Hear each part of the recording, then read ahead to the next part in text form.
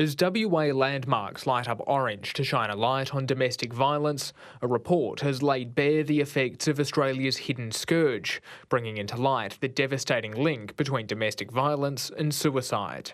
Of the 124 West Australian women and children who took their own lives in 2017, more than half were known victims of family and domestic violence.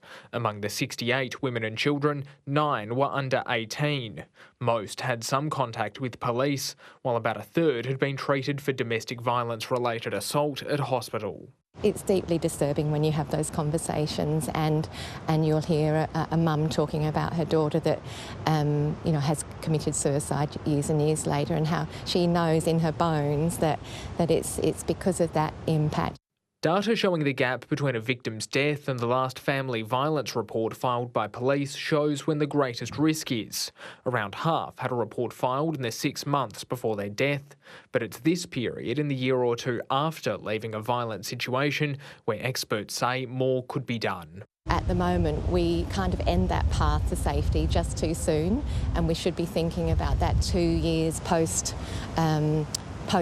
separation.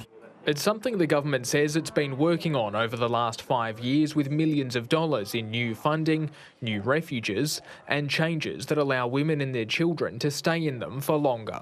It might be unaddressed trauma, might be drug and alcohol issues, might be mental health issues.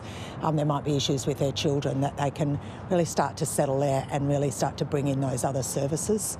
Advocates say while the government's work is promising, much more is required. Also needed is a better idea of what the situation is now, with fears the pandemic could mean that figures today are worse than even 5 years ago.